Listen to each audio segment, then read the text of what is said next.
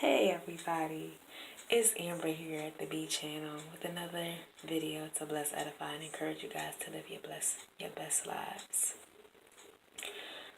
So today I just wanted to update you guys on my journey and what's going on with me. So I feel like the eczema has improved, and it had a lot to do with when I thought about it, like bar soap, like the high salt content of the bar soap.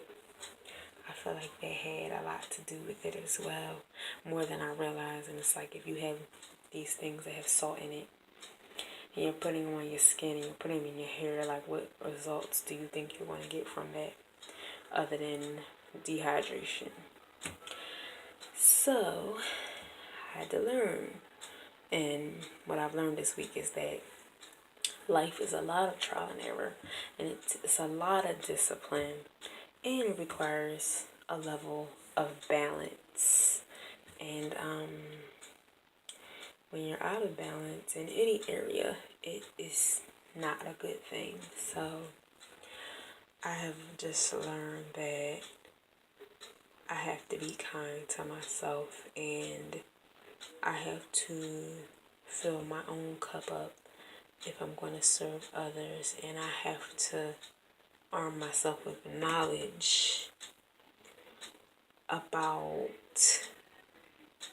how to live my best and strive every day to learn more about how to do that. And that way I can live an informed life and also learn that you need to take things with a grain of salt. Like, for instance, this whole idea about us needing half our body weight in water. I feel like that's not completely true, because I was doing like the 2 and 3/4 liters of water, and I just felt like it was a struggle to drink all of that. And then there's some people out there that's even drinking a gallon, and I'm like, how? Like, I tried it and just felt like it was just way too much. So I cut back to 2 liters. And guess what, you guys? I still feel hydrated. And I feel like for me, I feel like it's a personal thing. So for me, anything less than that 2 liters, that's not going to work. So I've just been trying to work on balance, discipline, and things of that nature. Now, as far as the fasting goes, I've been trying to do my best on my days off to do like 16, 17 hours. Sometimes it just ends up being 12 to 14. Sometimes I epically fail, and that's a part of life. But I feel like every week I'm getting better, and it's getting easier to do it. And you also have to find a way to distract yourself. Just like when you're trying to cut out the snacking late at night, that's the easiest way to tackle, I think, is to just stop eating earlier, and then just 12 hours from that point, or 14, 16 hours from that point, just start eating again. And I feel like when you find things to do, if you're an emotional eater like myself, if you find things to do with that time, like whether that's crafting of some kind, like scrapbooking, making bracelets, or you even just do chores, the struggle is real, y'all. When I start doing chores, the struggle is real. So do something to keep yourself from mindlessly munching. So when you get bored, find something to do. Food is not the only answer. And it's like you have to ask yourself, am I really hungry, or it's just my feelings? Am I trying to eat my feelings? So for me, it's like once I like focus on something else, I pretty much forget about the fact that, the food is just focusing your mind. It's training your mind to like think otherwise, to think on other thoughts besides food. Because sometimes I really do feel like it is an addiction, people. Food is an addiction. I don't care what they tell you. Like, it is an addiction. So you have to discipline yourself. And I feel like when I stop eating earlier, like 7:30, I feel like those are some of the days where I slept great. Like, I got like so much sleep, and like the drinking the water that helps too. And I feel like I never really had a problem with the drinking the water. It's just that when it gets late, sometimes I'm having to rush and finish it all because I don't have to be up all night going to the bathroom.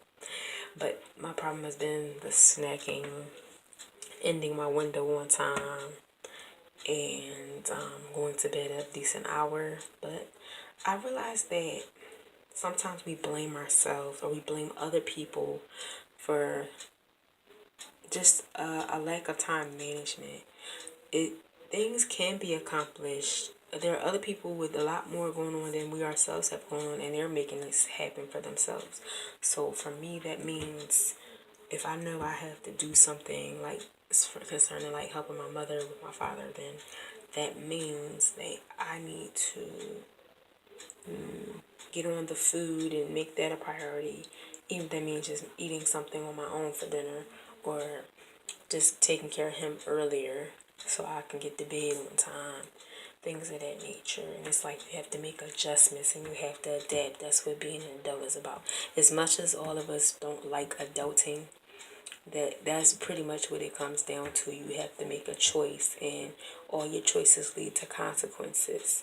And therefore, if you want it to be like you want to be successful at whatever you're doing, you have to make certain choices. You have to make sacrifices as well. So maybe you don't stay up all night talking on the phone. You don't stay up all night watching TV, or you don't guilt trip yourself into feeling like you're not spending enough time with a loved one, where you just like decide that your health matters. And because if you take care of yourself, you can be there longer and have a better quality of life yourself and have more energy to take care of other people in your life and nurture those relationships. But if you're not taking care of yourself, then you can't do it. So my new motto is going to be everything, even good things, in moderation, and doing what works for me and learning from other people. But I don't have to just latch on to like their way of doing things, their complete way of thinking. I can take bits and pieces of wisdom from different people and apply that to my life and find out what works. So it's not a matter of listening to one person. Listen, just like get different opinions on different topics and research and learn things, and that's how you'll get better.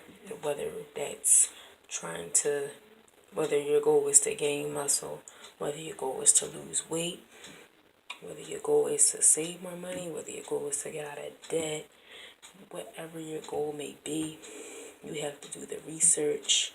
You have to like find people who are experts in those fields, and you have to apply that knowledge to your life and make a decisive, like make a dedication that you're going to take action and that you're going to apply these things to your life, and you're going to change your mindset, and you're going to think differently about your future and your present, and not let your current circumstances dictate how your results are going to be. So like for me, that means like, oh, there's a lot of